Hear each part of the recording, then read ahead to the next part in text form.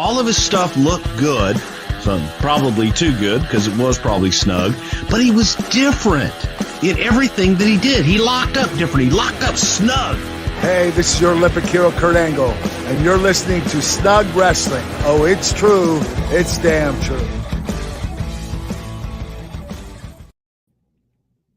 What is going on, everyone? Welcome back to Snug Wrestling, and also welcome to my special guest today, Michael Baldwin. First time being on the show, man. I got to tell you, I've been looking forward to this one. I'm super excited to have you on finally and getting the chance to pick your brain. So welcome. How are you doing today? Hey, man, appreciate it. Always doing well when pro wrestling's on TV, and it's on TV every single night in 2024. So it's great, man. I'm doing great. Hey, thanks for having me on.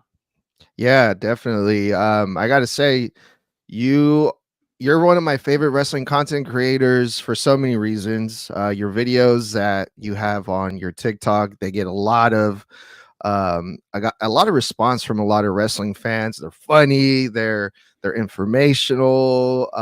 It's just you put out really great content out there on the internet. So I just want to give you kudos for that to start off. But not only that, you wear lots of hats. You have quite the resume, as you are a former director and producer for OVW, which is crazy, the fact that I'm even talking to you right now. I don't even know where to begin, man. I have so many questions to ask you. So let's get started here really quick. Yeah. But before we do that, I know I kind of described a little bit about what you're doing now, but I'm gonna let you put yourself over a little bit and let you tell the people, who is Michael Baldwin? What are you all about? Oh, hey, man, I appreciate that. Giving me the spotlight here. Yeah, man, as you said, my name is Michael Baldwin. I am the creator and one of the hosts on Suplex Media. We are putting together a YouTube channel where we're trying to talk about some of the more fun aspects of pro wrestling. I know that a lot of the times the pro wrestling space and the community can be a little bit toxic sometimes. So we try to shift a little bit away from that. And then the times that we do lean into it, we're trying to give people a new perspective, a new way to think, because honestly, I think a lot of people have forgotten that they're human beings in the year 2024 when talking about pro wrestling. We're forgetting the things that we loved about pro wrestling. And I want to change the conversation back to what is good about pro wrestling. Forget the metrics, forget the business stuff. I'm not in the business of pro wrestling anymore, and a lot of us aren't either. Let's talk about what made us as fans. Let's talk about what made us fall in love with this amazing art form. That's wonderful. Yeah, and that is, one of the reasons why I like your channel a whole lot is, you set the record straight a lot for, a lot of us wrestling fans that, like you said, we forget that these are real people.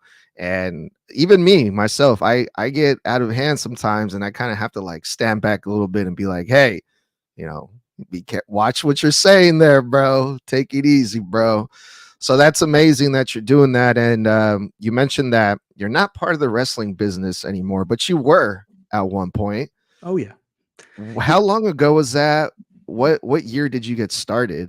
So it first started in the year 2010. I know that's a long time ago for some of the viewers here.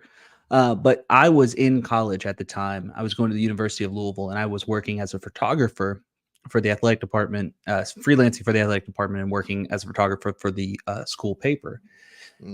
And I just happened to fall back, and I was falling back in love with wrestling at the time. It was 2010. And I can't remember if the CM Punk stuff had happened yet, but I remember the pipe bomb really getting me back into wrestling too. But one day I decided, hey, I'm writing stories for the paper. I'm doing photos for the paper. I'm like, you know what? I want to see what I can do about like pro wrestling. Lo and behold, the current OVW champ at the time went to my school, went to the University of Louisville. So, as a student. Oh, his name was Jason Wayne. And anyways, I ended up doing a story on him. Obviously, it's a real easy story. One of the guys at your college is the world champion of OVW, or the heavyweight champion of OVW. Easy story to do, very fun to do, but getting back into the wrestling space after not watching it for so long, I just was flooded with so much memory, so many good feelings about all the things that pro wrestling had given to me as a child. And I was like, yeah, there's got to be a way I can get involved. I mean, I had experience behind the camera, so I was like, that's something maybe they need, right? So I first went in with the idea of like, hey, do you all need a photographer for your website? And they're like, what we really need is somebody to help film OVW television because, and we'll talk about it a little bit later, some of the pitfalls and some of the successes and some of the problems working at OVW. Most of the time, they did not have steady cameramen. They would pick people who were in the training classes. Some of your favorite wrestlers nowadays used to run cameras for us back at OVW. Now, I was elated. I was like, okay, great, yeah, sure, I'll do that. I'd love to do that. Anything I can do to help, and that's a big thing. Like if you're looking to get in the pro wrestling business, anything you can do to help is going to get you far. Flash forward a month, 2 months into just doing the video, the current television director, he was leaving. He had enough and he was done. And Al Snow, who was the booker at the time, he said, hey,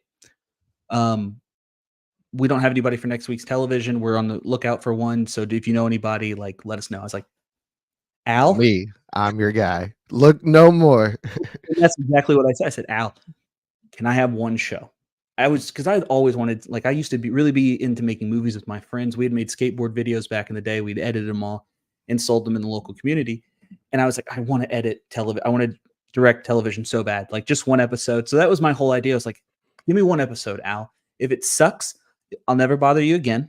I'll make sure we have cameramen to like cover, but like give me one episode. If it's bad OVW television, trust me, you've made it bad OVW television before.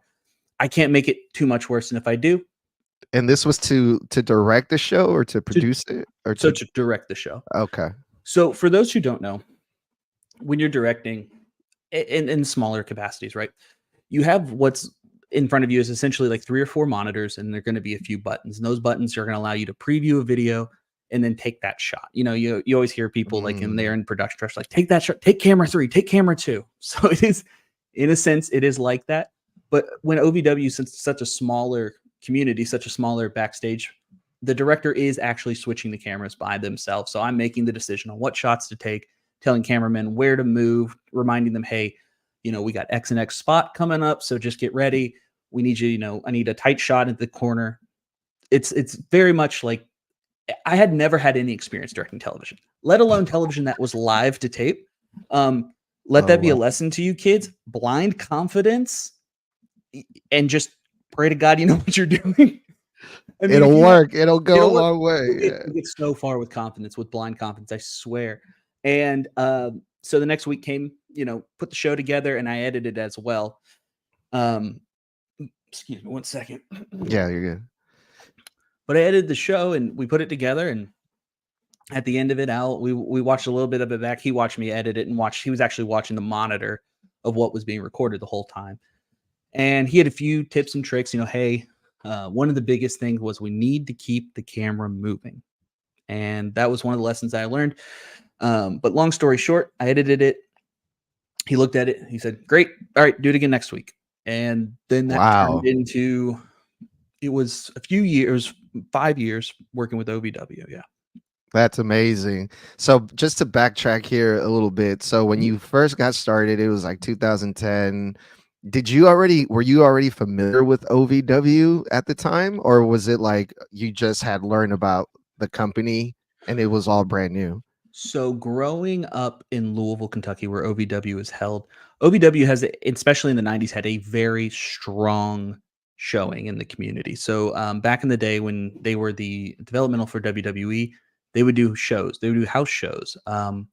One such show, and it's actually a really nice story. So if you indulge me on it, yes, they had please. a show. They had a show called the Christmas Chaos Show, and I was maybe 9, 10 years old. Biggest, you know, at that age, massive wrestling fan, absolutely huge wrestling fan.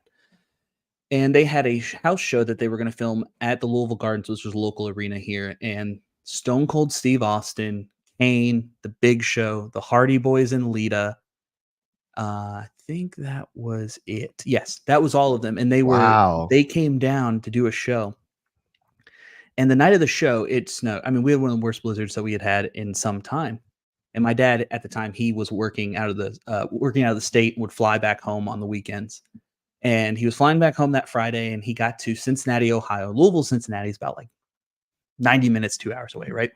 So it's Yeah. snowing like a son of a gun outside, and my dad said they grounded the flights. I can't fly. You're gonna have. They called my mother and said you're gonna have to take your son to pro wrestling. I was like, she's like, okay, yeah, fine. It's not her, not her cup of tea, but she understood. Very supportive. Long story short, my dad says, hey, the tickets are in. He had a little jewelry box in his closet. He said tickets are in there. Mother goes look for tickets. No tickets. Calls my dad back, and he goes, He goes, they're in my suitcase. They're in his briefcase. No. He went and got a rental car, and he drove because it's 4 p.m. The show wasn't until 7. He got in a rental car and drove through the blizzard to get there all the way home that night. The show was canceled, but it was a very, very nice gesture from my dad. Oh, man. The make good was for all the people who had the tickets that night. If you had like if you had bought the tickets in advance, you got to do a meet and greet. And that then when the makeup show happened, I got to meet Stone Cold Steve Austin, The Big Show, the Hardy Boys, and Lita. Oh, it was awesome. It was one of my top 10 memories. But at that match, there was a match between 2 OVW guys, one named Trailer Park Trash, the other one named Flash Flanagan, and they had a hardcore match. I recognize that name. Yeah, and Flash Mm-hmm. Flanagan, IWA Puerto Rico, big IWA guy, hardcore wrestler. If you ever seen the video of the guy, he jumps from like the wooden bleachers, tries to hit some guy on the table, completely misses the table. It's a Botchamania classic. But long story short, they have this hardcore match, and I remember the finish was a sunset flip through a door through the out, sunset flip powerbomb to the door to the outside, through a door that was on the apron in the ring, or the ropes, the barricade. That was between it was on the apron and the barricade. Long story short, that was the finish of the match, and I remember that match. Flash forward, I am directing Trailer Park Trash's final match of his career in OVW. He's wrestling Flash Flanagan, and I'm helping produce the match. We're going over spots, and they're telling me spots, and I'm like, and they go, okay. In the finish, I go sunset flip powerbomb to the outside through a door, and they just looked at me like, did we talk about this? I said, no, you did it back in 1999 at the Louisville Gardens. I was there, baby. That was, and it was a full circle. It was just a full circle moment. And I thought it was so cool because, like, man, I remember sitting there watching this match, and now I'm directing the second half of it. Man, see, that's why I love pro wrestling, man, because beautiful. It's amazing, just to be able to experience things like that, as a kid, and full circle moments like as an adult. Yeah. Oh man, it's pretty great. So you mentioned working with Al Snow. Can you tell us a little bit about how that was like, and your first time meeting Al Snow? How was that? How did that conversation go? I mean, I'll be honest with you. First time that I walked backstage from filming a show, because the very first episode, I did not meet him until after the show. And I just remember walking in. I'm like, he's a lot bigger in person. He's a big guy. And I always just remembered Al Snow as kind of like the hardcore wrestler, and he did goofy gimmicks. And like, I'll be honest with you, the European champion gimmick where he came dressed out as a different country, like he'd come out as Liechtenstein, or he'd come out as Germany with sausages and stuff like that. Big fan of that back in the day. For some reason, I was like, that's hilarious. I love geography. This is a geography wrestler now. Tremendous. But I think I was a little bit not starstruck, but like, I don't know what to say, because this is a guy who's, you've talked wrestling with your friends and things like that, but when you get in front of somebody who knows the business as deeply as Al, it's best you just don't talk and listen. And that was my biggest takeaway, because I am a chatty person. And that's what Al told me. He said, look, basically, like, you seem very excited about all this. Great. Keep up that enthusiasm. But like right now, just listen, because you can come in with a million ideas, but if you don't know why we do the things we do now, you're basically just like guessing. I was like, okay, yeah. So, but he was absolutely incredibly, honestly, the smartest guy I've ever talked to in pro wrestling. I know, like, he has some takes that some people are not the biggest fans of, but psychology in ring psychology wise, the man knows exactly what he's doing. And by sitting under like the learning tree of Al Snow, I learned so much about pro wrestling from him. That's amazing. That's amazing. Because here's the thing, like, a lot of people who do wrestling understand and know about pro wrestling. But when I'm sitting there and watching every single match for 5 years of OVW television with Al Snow, and we're talking through what's going on. So I'm seeing what they're talking to with the wrestlers because I'm in there on those meetings. I'm sitting there hearing what Al has to say about the matches and basically critiquing them as we go. And then I'm also in there because Al made his office the production office when people would come by and they would have meetings and talk about their matches. So it's one of these instances where you're seeing 360 degrees. You're seeing the pre-match stuff. You're seeing what's being said during the match, and you're hearing what's said after the match. And it was such an incredible learning experience that I can't like. I don't know if there's that many people who have that unique experience. I'm not saying that I know more than anybody or anything, shape, or form, but that it's really shaped how I view the professional wrestling business. Well, yeah. I mean, maybe not. Maybe you wouldn't put it like that. Like I know more, but you definitely have more experience than most people do in that aspect. And if you want to look at it like I know more than you or not, I mean, you have a different perspective, and I can tell, just by listening to your content. And I've had the chance to be on the cookout with you one time before with Heels for Life. Yeah, great show. Yeah. And yeah, your perspective is different from everyone's, and that's a good thing. A big reason why I wanted to have you on my show. And I got to see some of what you're talking about of how Al Snow he also has a really different approach to professional wrestling. And I got to see that in the documentary. Mm-hmm. I don't know if you got to watch that on Netflix, but that was a side of Al Snow that I'd never seen before. Like you said, I'm used to seeing, Al Snow from the Attitude Era with the head, and this is a completely different person. So what did you think of that documentary, by the way? So I've only seen the first couple of episodes. I did not get to see the whole thing. I do not have Netflix, as we talked about earlier. Cable's a heck of a thing, and I'm gonna have to get Netflix to keep watching Raw. So or is this Yeah, it's Raw. Yeah, Raw. Yeah. So I'm going to have to get that, and I'm gonna have to check those out. It's funny you mentioned the reality show, because when I was back there in the 2010s, I think it was like 2013, 2014, we had a few guys like trying to get that done. Like they were on the precipice of it for like 4 years, and eventually it happens, and it's great. But it's done an amazing thing for OVW. The houses are full, the shows are packed, the people are. That's the thing. It has reinvigorated OVW in this community, and I love that. I love when local wrestling succeeds. I mean, I don't care if it's over the bridge. There's a few different promotions as well. There used to be IWA. They're no longer there, unfortunately. But I want local wrestling to succeed at every single chance it can. I would love to have 5 local indie promotions that are all doing good business. Unfortunately, that's not the reality of the situation. But OVW is they've done so much good work. They've changed it so much. I went back earlier this year or late last year, and just to kind of say hi to some friendly faces and chat everybody up. But they've done such an amazing job over there. But you mentioned awesome. Al. Yeah. Oh, I was just gonna say, you were mentioning Al on the documentary. He is very serious when he needs to be, and Al understands a moment. And maybe that comes from performing and listening and waiting for his right opportunities to do certain things in the ring. But he does that in real life. He listens, he gives really concise advice and information, but also he's one of the more funny people I've ever met in my entire life. The guy likes to have a good laugh, and he can tell a good story.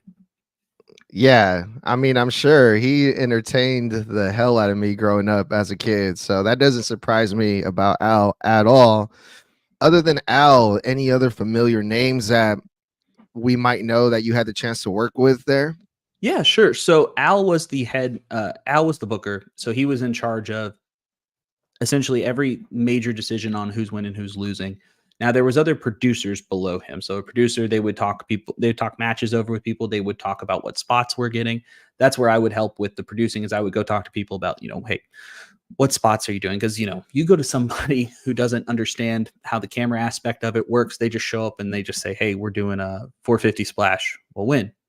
Okay, well, we need to talk about specifics here. Like, let's let's try to hammer that down. But some of the other producers, Kid Cash was a producer for a little bit. Met him. He looks a lot like Hawkeye now, like surprisingly so, to the point where when I walked into my office and he was already sitting in there, I was like, do we get Jeremy Renner? Like, what the hell's going on here? So, Kid Cash, old ECW legend. Doug Williams, he was on TNA. He's a big British wrestling legend. Okay. Who else was there? Other producers. There's a lot of OVW guys. They're not big names, but there's a lot of guys there who have done a lot of great work. I want to give a shout out to a guy named Adam Revolver, who's been there since before I was there and is still there to that day, being a producer, absolutely crushing it. We worked with Abyss, Colt Cabana. Let's see. And if anybody remembers the old Colt Cabana podcast, we had Cliff Compton. Cliff Compton, he used to be Deuce from Deuce and Domino back in the day. Real nice guy. He's very funny too, if you ever get a chance to chat with him. Yeah, hopefully one day. Maybe you can send him my way so I can get him on the show. But some of the there was definitely some people though who were talents who were there who went on to do bigger and better things. We have Ruby Riot, Ruby Soho was there when I was there. She was Heidi Lovelace.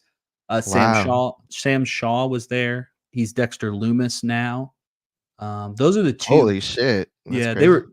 Yeah, good. That was back when Sam Shaw had a surfer gimmick. Now he has a Dexter gimmick. Well, now he's gonna be part of the Wyatt Six. Well, I mean, I was gonna say we haven't even seen him. We haven't been seeing him, so hopefully they add him to that new faction, and we actually get to see him on TV. Yeah, I hope they do. Fingers crossed. Real nice guy. Yeah. Here, Michael, I'm gonna edit this out really quick. I have to fix this because for some reason I'm not going live on Instagram, so I just want to fix this real quick. Sure. Give me 1 second here, if you don't mind. Thank you. And okay. All right. Whatever. No big deal. Well, cool, man. So that sounds like you worked with a long list of pretty familiar names there, and that's really awesome to hear. And so different producers that you've worked with, and which kind of leads to the next question that I had here for you. So people like fans like myself from the outside looking in, we have this idea of what like a producer does or like a director does. Sure. And also like the booker. So when I hear director, you kind of explained it a little bit, but my first thought is, okay, lights, camera, action type thing. Okay. Same thing with like the booker. We kind of have an idea of what the booker does. Obviously he, makes the storyline. He decides who wins the match. But can you tell us like what's the difference between like a producer in wrestling and the booker? Sure. Yeah. So the producer, let's start with the booker. I think it's a little probably easier to go top down here. The booker is going to be ahead of making all the decisions on what you're doing. I don't want to say all storylines, but I want to say like, for example, this guy's going to be our champion. This is the matches he's going to have. Now, when it comes down to the next, they see it at a high level. So think about it like I'm making decision who's winning and losing, and I do have inputs on where the story goes. Now at OVW, Al was the booker. He was the one who said who's winning, who's losing. Now Al was not the owner. Most of the time the owner is the booker. Not in this case. Now Al is the owner and the booker of OVW. But the producer's jobs are they have to work with the talent. So for example, if I know that two people are having a match and Al's saying, wrestler A is going to win and we need him over strong. So we're going to go talk to wrestler A. In this case, I'll give some examples, right? One of the guys we worked with was a guy named Rob Terry. He's a Welsh wrestler. He wrestled for TNA as Robbie T. He's like 6'3", 320 pounds, 2% body fat. The guy looks like a Greek god. Monster. So one of the things we do is, we're going to talk with him and his opponent, basically a job guy at this point for, we're trying to get Rob over strong. So we go over to Rob and we say, hey man, Al's got you winning tonight. We got 1 minute, 30 seconds for your match. What do you want to do? So a lot of guys will tell you, hey, I'd like to do this spot. And then Sometimes it works out. Sometimes you say, yeah, that works. Okay, we can do that. And so now we have to tell the camera folks. In some cases, wrestlers do not have many ideas on what they want to do. That's the Mhm. job of the producer to say, okay, well, we need you over strong. So let's do one of the examples was we had Rob do a stalling suplex or a brain buster and held the Mhm. guy up for 30 seconds, just straight up in Mhm. the air. Mhm. And the job of the producer is also to listen to the matches and understand, like, hey, make decisions in the moment. So, for example, that match we had Rob do a 30-second one. The crowd was just like beside itself, like, oh my Mm. God, he's so strong.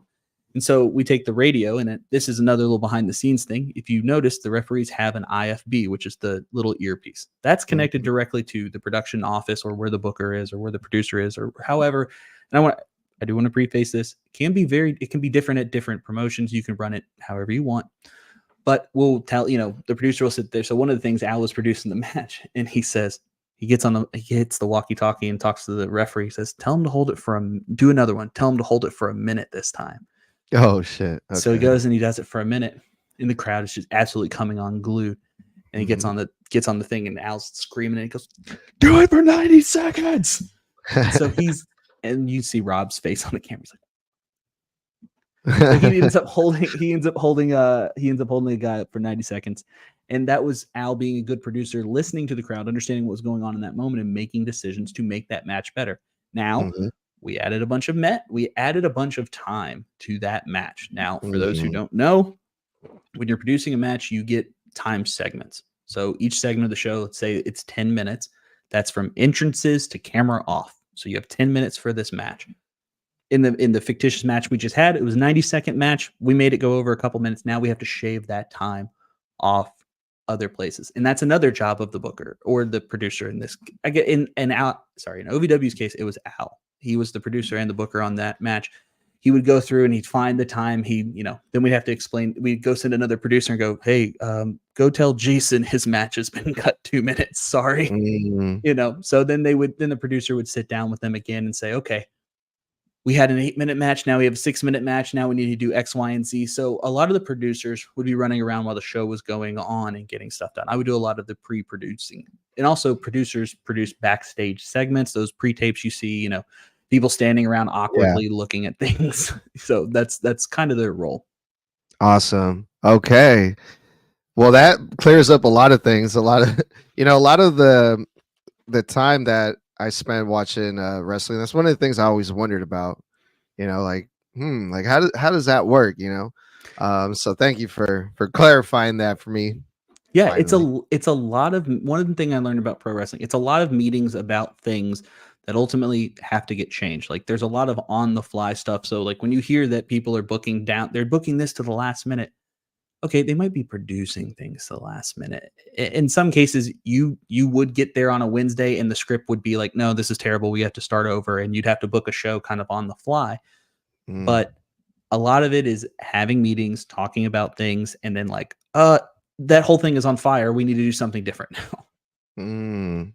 So you did do some of the producing there in Mhm. OVW as well. You produced matches. Did you ever produce like promos or like backstage segments or anything else other than just the matches? So yeah, so let me clarify. I would help with the matches in regards to what we needed the camera wise. I would interject with things that I thought would make the match better. As for like sitting down with two wrestlers to put together their match, I would be there, but I would not be the main guy doing that. Now, as for the backstage segments, yes, I would get there pretty early. I was in college at the time, so I would leave like my history lecture, get in the car, drive to the arena, and we'd start making pre-tapes. Um, One of the things I want to give like a little backstage thing. I don't know if it's done everywhere, but if you don't see a wrestler's feet in a shot and they look taller, they're probably standing on something. I couldn't That's one thing when I started filming the backstage pre-tapes because I just worked camera and then I was, the director and did some producing. So it came down to I was surprised at how many people Mm, would bring like a little box or something with them to stand on. It's like, wow. oh man, this is Hollywood, man. This is all Hollywood. This is great. I love it. But Now it I'm always gonna wonder, like every time I'm watching like a promo or something, like, Are they Yeah. standing on something? Yeah. No, I mean, I was very surprised because a lot of guys, they don't put their boots on. And then they like, well, if I don't have my boots on already, I'm standing next to somebody who has their boots on. Now I'm 2 inches shorter because of lifts. Right. And so they're like, I can't look small on TV. There's a lot of that. There is a lot more. I can't look small, or please, can you shoot me in a different angle? And I understand wrestling is a body business for some people at the end of the day. And it's just, it was really funny. Like, I've been on sets for movies. I've been on sets for television shows, and then going to see it happen in wrestling too. And I was like, oh, dude, yeah, no, this is just a television show. Well, I like, for some reason, my brain didn't comprehend. And I was like, no, this is different. And I'm like, no, it's all the same people. It's all the same Yeah. things. It's all cool. Yeah. Like, this is normal. This is okay. Yeah. So next question here that I had for you. So while you were doing, these backstage segments and pre-recordings and stuff, which is one that you were like your favorite either scene that you produced or angle that you did? What's like one project that you did there that you're like mostly proud of? Okay. So there were a few, but I want to start off with one that let me start off. Let me answer your question first, and I'll tell you kind of like what was a kind of a little bit of a rib that was, in hindsight, it was maybe kind of mean, but in the moment, it was kind of funny. One of the ones that I'm actually most proud of, one of the things that I really liked was our ability to use what we already had. And I was doing the new headshots for OVW, and I had my camera gear, and we had a whole area set up, and the ability to take that room and turn it into what looked like a photo studio. And I'm proud of it because this is not typically something that I've done before, but we were able to make it look like a completely different room in OVW. If you watch OVW television, there's 3 rooms. That's all you see ever. But we did it in a set way. We did it in a way where the set looked different. And we had people filing in and out, taking pictures. So the storylines were continuing as like, you take a picture, you'd be like next, and then like somebody else would come in and they would the idea is there's a line of wrestlers. And if you have a line of wrestlers and somebody you don't like is taking a picture, you're going to go confront them. So the idea is like the heel and the face locker room, we're in the same area taking pictures. Of course there's issues. And I like that because it made sense. And I helped produce that. But for that one, I was actually on the other side of the camera. I was taking pictures, and my wife was my photo assistant in there because she would come with me sometimes. I was like, I need somebody to look like they're doing computer stuff. So she would sit there and type. It was just, it was really fun. It was one of my favorite memories. I had my whole basically my family involved there. And I enjoyed that.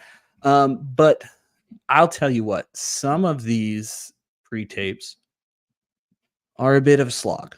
I will say that some of the people there were not classically trained actors, we'll say. And you have to try to get emotions out of people. And one such event, we had this woman named Taylor Hendricks. She used to be on ROH television, and what else was she was on Shimmer, a few things like that. And she was in a love interest angle, but she was, for lack of a better word, she was a bad girlfriend. She slapped and screamed at her boyfriend the whole time. She was a psycho. She was. Yeah. That's exactly what we portrayed her as. And I can't remember the reason why, but the beginning of the pre-tape, they walk in through the door and she slaps the crap out of her boyfriend, Dylan, her on-screen boyfriend, Dylan. I mean, just hits him. And it was so funny because Dylan's a very good actor. Dylan Bostic, he was on, he did a job to Ryback once on SmackDown. He's been in some other stuff too, but I can't really recall off the top of my head. But anyways, it was one of these moments to where it's sometimes so difficult to get a reaction out of people in a genuine way that when she turned and slapped him, he completely broke character and just like looked at her like, what did you just like? For a minute, like the air got real thick and we were like, but the problem was his character was basically like a sniveling coward. Like, yes, ma'am, I'll do that. Yes, I'll do whatever you need me to. I'm so sorry. Blah, blah, blah, blah, blah. So she smacks the crap out of him. He genuinely has a reaction. And then we have to stop rolling. And I'm like, Dylan, we got to do that again.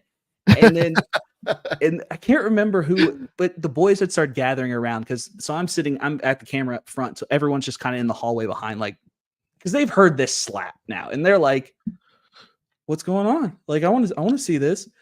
So she, Oh my kid you god. not, because it got to the point. So she's I'm coming out. crying. I'm crying. Sorry.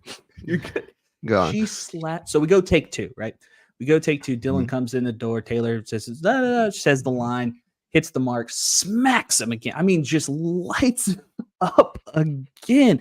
And the boys go, "Oh," I'm like, okay, well, we have to do it again because I'm not going to edit just that sound out in the background because I don't Yeah. have time. We have to get this live in camera. So he Yeah. gets smacked the third time, and he gets smacked, delivers the lines, and we get out of it. But it was one of these situations that's like, all the people behind me knew they needed to be quiet. I don't know if it was a rib on him or not, but everyone reacting to the slap. And I mean, every single Oh slap my was the same. God. I will say one thing about Taylor Hendricks. She was consistent in her slaps with him because every single one of them was an absolute jaw shaker. Yeah, talking about living the gimmick, huh? Oh, and I mean, the problem Love was we it. couldn't do it too much because every time he walked in, it's just a big red handprint on his face. We're like, we have to get it now, Oh guys. man. Please shut up. Oh, I love it, man. The reality of, behind the scenes pro wrestling, you're getting it here, folks. Yeah. That's amazing. So now to kind of ask you like the other side of things. Yeah. Like what is one maybe like the most difficult? I mean, this one sounded like it was a lot of work. There was a lot of, you guys struggled a little bit, but Sure. was there one that you were just like, oh man, like I can't do it? Is it because of like maybe one of the talents was being difficult, or a scene that you just completely hated or didn't like it at all, or didn't like doing it? Man, I have to say it wasn't the pre-tape, but it was the storyline, and it was just like I think about it weekly, right? Unfortunately, this one does involve Ruby Soho, right? So Ruby Soho, at the time, she was wrestling by the name of Heidi Lovelace, formerly known as Ruby Riott in the WWE. And we had her in a lesbian storyline love interest with a woman named Taryn Terrell. And if you're familiar with like 2010's Impact, she had that last woman standing match with Gail Kim that absolutely tore the house down. I think she used to be married to Drew McIntyre too back in the day. Don't Google that. It's not a good look for Taryn. Anywho, so we had this match. And the ending was, we were gonna do a Carrie situation, like or the pigs, the horror movie Carrie, where they pour pig's blood on the girl. You haven't seen it. There's a girl, she's at prom, and they bully her and like pour pig's blood on her. I think she has like psychic or I think pyronetic. my wife made me watch that one time. Now that I think about it, yeah. So we were gonna do that, but we were like, well, we can't do blood because the commission, Kentucky has a boxing and wrestling commission. That's a whole nother issue. They won't let you bleed anymore after the IWA shows here. But so like we couldn't use really blood, and also the fake blood kind of looked hokey, so we didn't want to do that. So the idea was to pour dog poop on her, and it wasn't shoot dog poop, it was working dog poop, brother. Okay. But we sent somebody out to the store, and they got those little Debbie brownies, the ones with the nuts in them. And Al Snow and I sat back there and shaped fake dog turds out of brownies before the match. And we put some chocolate syrup in a bucket. And like the whole time I'm sitting there and I'm just making these dog turds with someone I used to watch on television as a child. And I'm like, dude, I don't. And I'm like, he's like, no, it'll work. And I was like, okay, like deferring, like I'm a 22-year-old punk who doesn't know anything. And I was like, okay, cool. Yeah, man, we'll do it. And then we go to pour the fake dog turds on her. And it's, like so they have stuck together, they have congealed because we made it pre-show, and this is the third or fifth segment of the show. Oh so no. We have a sticky bucket so she goes to pour the dog poop, and one singular poop falls out, one brownie just hits her in the head, and we're like, knocks her out. it just falls, and like she's holding a bucket over her, and it's supposed to be like a surprise. And like one piddly thing falls out, and the chocolates just kind of slowly go down. We're like, no, it was bad. We eventually got what we needed, but it was that. I think about that, and I'm just like, why we had, so the idea was like Taryn Terrell was leading Ruby on to like get her to do her Yeah. bidding and yada yada yada, and then she embarrasses her, and it was like, ugh. It always Yeah. it just wasn't great. It wasn't my favorite story we told. The match was fine then when we got to it, but it was just. Have you Ugh. figured out the right amount of syrup and stuff to make some good working dog poop now? Or No, man. I think the elusive recipe for working dog poop has been lost to the ages. I think that it is just, it's gone. It's a bygone era. That you know, whoever made the first one, the recipe died with them. whose idea was that, by the way? That was Al's. I will say, if you keep in mind and you remember what was going on WWE television at like the late 2000s, early 2010s, they did like the Spirit Squad, and they covered the Spirit Squad and the McMahons in poop like multiple times, and like, you know, Was I think that like that's during that dog food era too, where they put Roman Reigns like covered him? Or is that after that? that was remember. after that. Yeah, dude. Yeah. Vince McMahon has something weird about dogs. We have a lot of weird things, a lot of bad things, but I digress. But no, Yeah. I A think, lot of things about poop. yeah, dude. Anyway, Dude, there was a lot of red flags. Oh my God. I didn't even put 2 and 2 to what? yeah, we should have seen the signs, man. We Dude, should there have were seen the signs. signs. There were like, you know, when they interview somebody who's like was a serial killer, and they're like, "Oh no, he was a real nice guy. I never expected nothing." It's like, oh, dude, no, he committed to crimes on television. It all makes sense now, man. Hey, 50 Cent has been trying to tell the people about Puff Daddy, and now, you know, look at what's going on with him. I blame Cat Williams. Cat Williams said at the beginning of the year in that Shannon Sharp interview, he said all the predators and liars, they will be exposed this year. And like clockwork, I mean, Cat Williams might be on some like other world knowledge, man, because I didn't see this coming. Yeah, he knew something. Yeah. Oh man, that's amazing, man. We talked about OVW a lot longer than I planned, but that's good, man. Yeah. That was so entertaining. We had a couple more topics here that I want to get your take on really quick. Let's do it. What do I got here? So lately we've been seeing and we're gonna jump into some WWE talk here really quick. Sure. Braun Breaker got called up from NXT recently, and he's been healing a little bit on Monday Night Raw. He's had a few matches last week. He had a really good match. I'm sorry, this was a couple of days ago on Monday Night Raw. He had a really good match with Isla Dragunov. Did you get a chance to watch that match? I did. Yeah, I did see that match. I thought it was a great match. I think both of those guys can absolutely go in the ring, and I'm so excited to watch them compete with each other for the next couple of years. I really enjoyed that match as well, but surprisingly enough, there's somebody who wasn't really a big fan of this match, and I'm talking about Bully Ray. Bully Ray had some critique about this. He didn't like the fact, basically, to make long story short, Bully Ray, aka Bubba Ray, one half of the Dudley Boys, didn't like the fact that this match was a competitive match with Braun Breaker, claiming that this match pretty much killed Braun Breaker's momentum. Now, I don't really agree with that too much, but what would you have to say about these comments that Bully Ray has been making? So, what the first thing I want to say is sometimes in pro wrestling, whether you've been in pro wrestling like Bully Ray or you just watched it an absolutely long time, sometimes we overanalyze things. We can be super critical about things, and I understand that. And at a certain point, wrestling is about like a game of inches. You can do a little bit of this, and it can sway you completely the one way. And I understand that. Let me first start off with, I understand Bully Ray's thought about this. If you want to make him if you want to make Braun Breaker a complete monster, yeah, he should squash people.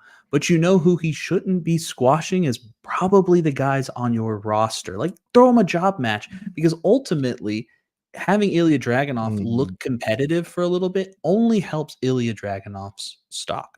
I mean, if we're honest, Braun Breaker is pretty high already. Like, I think people are very excited about him, and I think that a competitive match, because eventually he's going to have one, and Ilya Dragunov is known as a very, very good wrestler. if you have him go out there and you have him job out every single lower mid card guy or new person. I mean, unless you're just Mhm. going to strap the rocket to him and make him the face of the company for the next 20 years, okay, cool, whatever. But if you want to have some sort of, parody or you want to have some kind of parody, or you want to have some sort of, more than one big star, you need people to look good. Ultimately, I don't think anyone watching this match would say that beyond somebody who's overanalyzing it, because I watched that match. I didn't think it was 250-50. I thought both men looked great.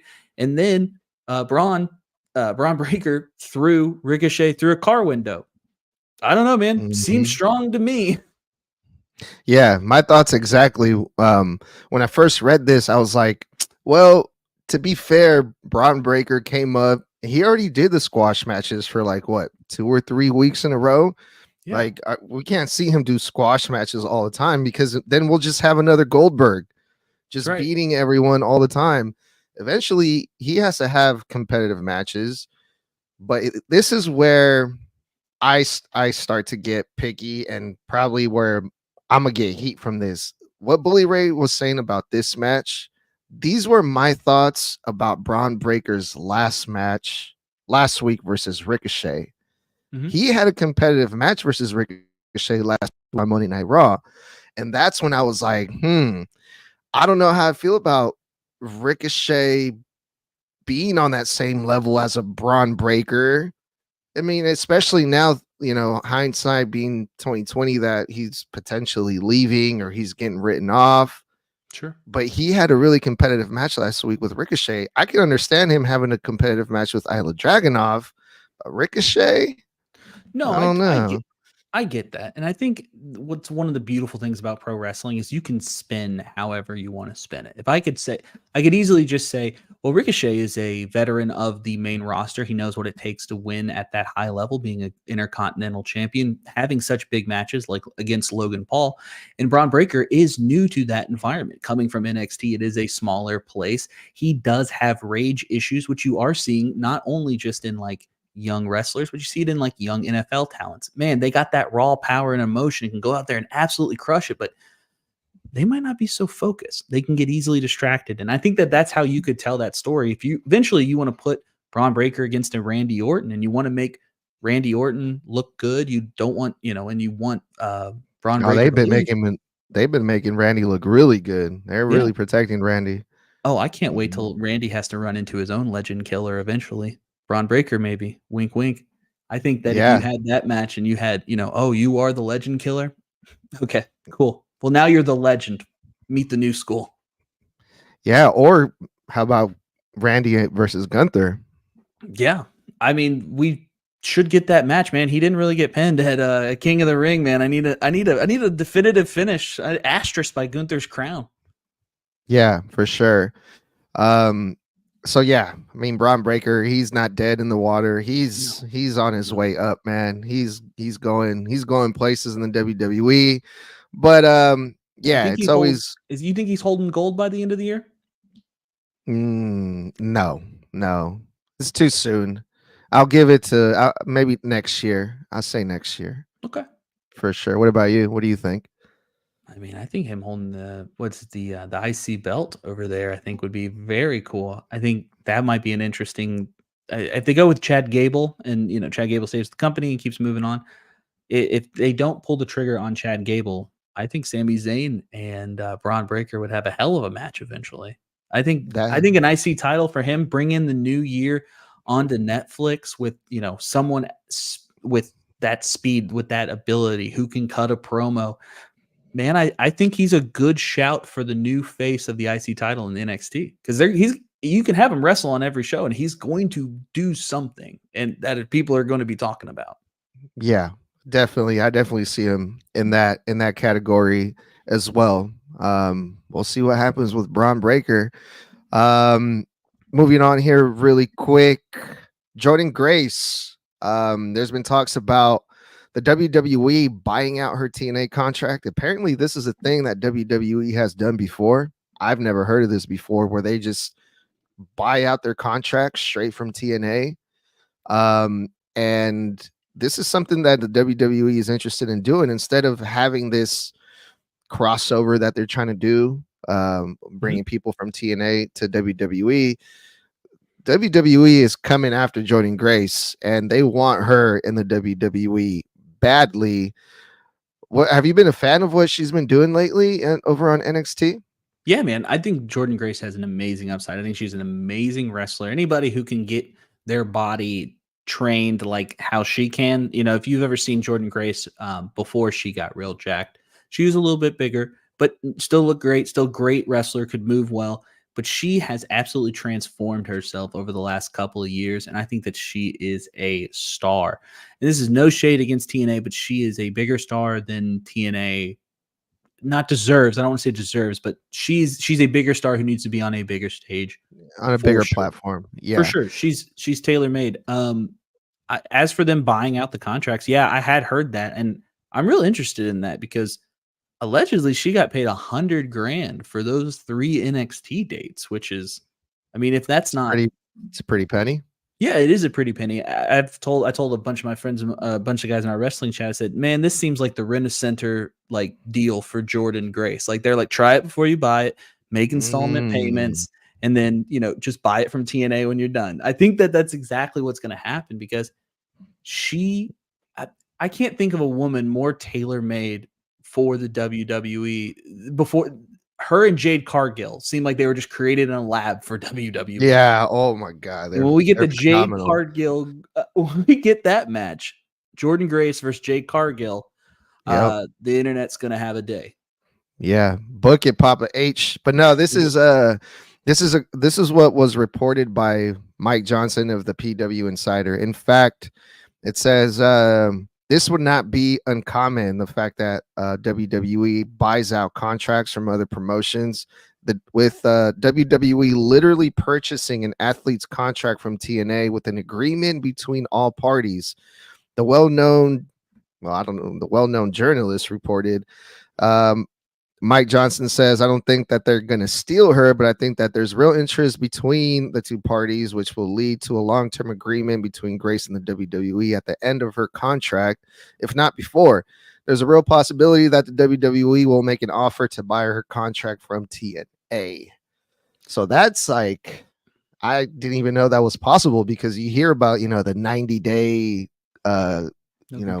no competes and stuff like that. So pretty interesting stuff, I thought.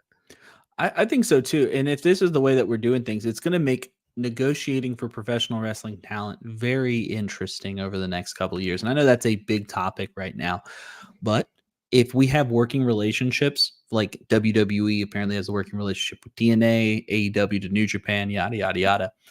I think that that is very interesting that we could see these trades. It could be something to the extent of like international soccer, where you have these competitive clubs or clubs who aren't even on the same continent trading players with each other. And maybe, I can't imagine later on during the year when it's going to be John Moxley is traded from AEW to WWE for $10.2 million and 10% of any of and all merchandising rights. You're good. Man. If we have inter promotion trades like this, you are going to continue to see those trades get weirder and weirder and stranger. So if anybody's into contract law, maybe the pro wrestling world is like the new Wild West and you should get in on that. Dude, yeah, I never even thought about it like that because I'm a huge soccer fan and I always hear about, players going out on loans to different teams, Bingo. 6 months, 90 days or whatever. Yeah, let's do that for wrestling. Why not? Hell yeah, We all man. win. I love the 60-day the transfer, hit them with the we got Wrestle Dream coming up for AEW. Let's see. Well, let's call up New Japan and see if we can get a few guys to come over and we'll work out a trade. Yeah, and speaking of like negotiations and stuff like that, Tony Khan, good old Tone, was asked about Ricochet, and he just shut that shit down really quick. He said, "If it's okay, I'd rather not get into wrestlers that still work for someone else." So that small little sentence right there by Tony Khan says a lot. Sure. I mean, number one, Ricochet that according to Tony Khan, to me, that tells me that Ricochet, he's still in the WWE. I personally don't think he's going anywhere.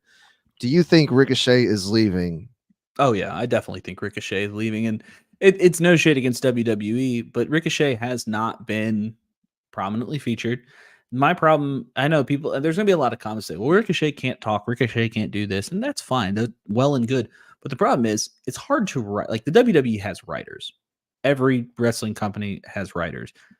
You're going to have issues if those writers do not write you a character. If you don't have a character, it's hard to write for a character. And Ricochet has always just been a guy who does flips and is a good wrestler. Like he's not had a defined character. Roman Reigns is like a narcissistic, ruling general psychopath who like is kind of crazy.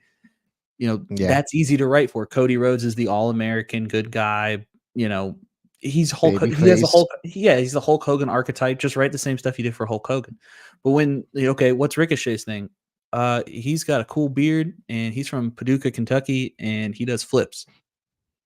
What do you want me to do with that? You know, and that. Mm, So I think, but I think Ricochet is dynamite in ring. And pardon the pun. I do think that he is really good, and I want to see what he can do still. And I think that maybe that's what Ricochet's thinking too. Obviously, these are people I've never met, I've never worked with. I cannot tell you the wants and desires of any human being on this planet. But if I was in his position and I mhm. knew that I could do more and hadn't been utilized more, I know that I can go and knock on Tony Khan. Anywhere, Oh, anywhere. but Yeah. especially to go to AEW, go to knock on the door and go, "Hey man, you want that Will Ospreay Ricochet rematch from 10 years ago that lit the internet on fire? You want that? Great. I'll take $3 million a year and I will see you on Wednesday." For real. Yeah. That's that. It seems like that's where we're heading with all of this. Um, and But also, never say never, man. He could ruck up to WWE, but then what happens? Is he going to show up and get his win back against Braun Breaker? I bet I Billy Ray think would be that's real more mad than about that. likely. Yeah, no, see, that's what I mean. I've been talking to a few people about this, given my opinion and Mhm. whatnot, and more than half of the people believe that he's not going anywhere. That we could even see Prince Puma show up in WWE, which I mean, who? nowadays, yeah. Sorry, go ahead. No. Nowadays, you're saying I cut you off there. I was gonna say nowadays, like I don't put it past them. I feel like anything is possible now, especially in this new era. I know we throw that word Sure. around a lot. New era in the WWE with Vince McMahon being gone. Some people want to see Ricochet's old character from Lucha Underground, which is uh, Prince Puma. He would wear a mask and Mhm. do crazy stuff in the ring. So yeah, they're like, oh, they're writing off Ricochet and maybe bringing back Prince Puma. But hey, that's just I for think all the fantasy bookers out there. yeah, and I think that that's kind of where that lives because honestly, I'm not sure the legalities of the copyrights. I know Lucha Underground isn't streaming anywhere. I don't know if the rights are even for sale. But Lucha Underground, and this is kind of an overarching topic with the professional wrestling space and the IWC in general. The IWC, though we are very passionate, we are a very small number of fans, especially to the WWE audience. I recently went to SmackDown last Friday, and I cannot tell you how many families I saw with children. That's great. I love that. I love that the families have something they can take their kids to, get them hooked on wrestling young. We need those young viewers because we need them because they'll become teenagers later and then they'll continue to talk about pro wrestling. But Yeah, the Lucha Underground library or the Lucha Underground show was viewed by very few people. I mean, a lot in the internet wrestling community, but there's not that market towards WWE. WWE fans mm, do sway a little bit more casual. If you put Prince Puma on television, you got to remember every minute of television on Monday Night Raw costs hundreds of thousands of dollars. mm, And if you're not making the investment in like buying the library, showing why this character matters, and if you can't show any of the old Lucha Underground clips, you're kind of SOL, man.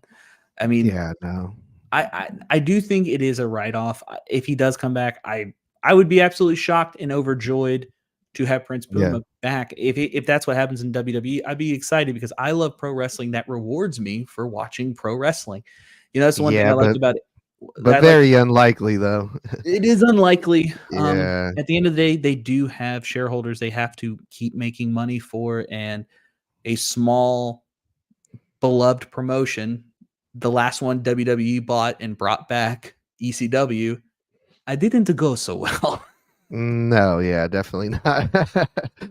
Oh man, well, Mike, that's all I had for you today, man. I had so much fun. I appreciate you coming onto the show, and hopefully, this is the first of many, man, because I really enjoyed talking to you today. So Hey, I thank appreciate you. it. I appreciate it. Yeah, man. Anytime. We'll. I got to get you on one of my shows. You got to come over. We got a few new debate. We got a new debate show on the channel when me and a guest debate two things in pro wrestling. Right now we are doing In Between Two Wrestlers. Our newest episode coming out later this week. Does this air live? Yes, we're live right now, and I'm also going to put this out on Apple Podcasts and Spotify probably next week or somewhere down the line. We're live, pal. Well, if you're listening to this on Spotify, it is out now. Me and my co-host, one of my other writers on at Suplex Media, Steven, debate who is better, CM Punk or Daniel Bryan. We just try to figure out. We have a nice spirited debate. Nothing is off limits. Our first episode is live currently. We debate Macho Man versus Randy Savage. Who is better? I unfortunately got stuck with Hulk Hogan, so go and watch me tap dance around and try to explain away. Well, no, not explain away, but watch me tap dance around Hulk Hogan's things he has to say, and maybe why Macho Man isn't the best of those two either. And where can we catch that at YouTube, or where can we find you guys at? So we are at youtube.com/suplex_media. Go ahead and look for that in the background. It's the square and the circle with 6 stars on it, because we're only bringing 6-star content this year in the year of 2024. But we are also at TikTok at suplex_media. Go ahead and give us a follow over there. I basically, any thought that I have about wrestling, I put a camera up and I record it. So if you're interested or you enjoyed what you heard tonight, that my thoughts are just live streamed to the internet wrestling community for good or for bad. And the comments are always an interesting affair over there. So please go ahead and get in there. If you want to learn more about the pro wrestling business, get in the comments, ask me something, DM me. The DMs are always open. I'm always loving talking pro wrestling with any and everyone. Right on, Michael. I'm definitely going to take you up on that offer. I'd love to go on your show, and keep in touch, man. Thanks again for coming on.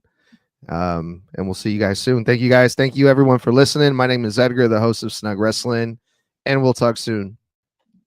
Bye-bye.